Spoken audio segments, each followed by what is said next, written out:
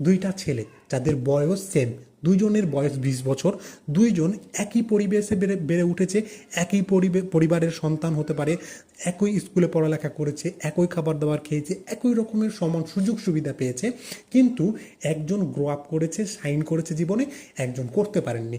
তখন আপনি তাদের দুজনের মধ্যে একটা তুলনা করতে পারেন, বলতে পারেন যে তুমিও যে সুযোগ সুবিধা পেয়েছো, সেও তো সেই সুযোগ সুবিধা পেয়েছে, সে গ্রো আপ করলো, সে লাইফে সাকসেস হলো, শাইন করলো, তুমি কেন পারলে না? এইটা আপনি প্রশ্নটা উঠাতে পারেন, কিন্তু যে শাইন করেনি তাকে দায়ী করতে পারেন না। কম্পেয়ারের এটা হালকা ব্যবহার, একটা দায়ী করতে পারেন না, কারণ সে হয়তো যেখানে আপনি সাকসেসটা চাইছেন যে জায়গায়, সেই জায়গায় করতে পারেনি, অন্য জায়গায় ঠিকই করবে। এই জায়গায় কম্পেয়ারটা মোটামুটিভাবে করা যেতে পারে।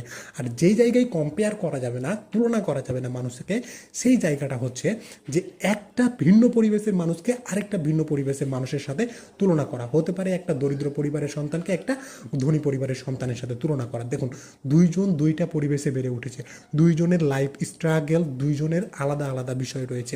একজন সুযোগ সুবিধা পেয়েছে, একজন সুযোগ সুবিধা পায়নি, তাদের বয়স সেম হতে পারে।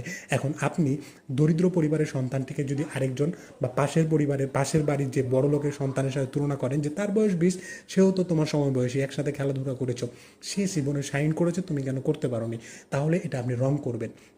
আর আমরা সব সময় প্রতিনিয়ত মানুষকে একজনের সাথে আরেকজনের তুলনা করে দিই, আমরা দেখি না তাদের আসলে ব্যাকগ্রাউন্ডটা কী।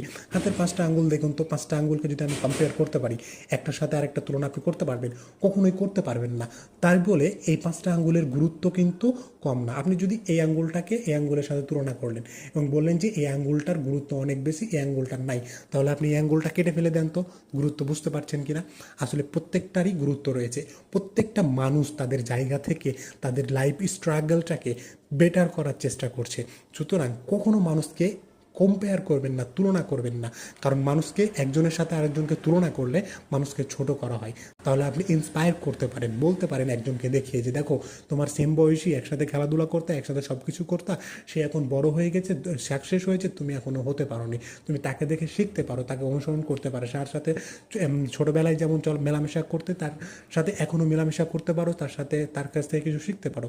আপনি তাকে ইন্সপায়ার করতে পারেন। সুতরাং কম্পেয়ার কখনো করবেন না।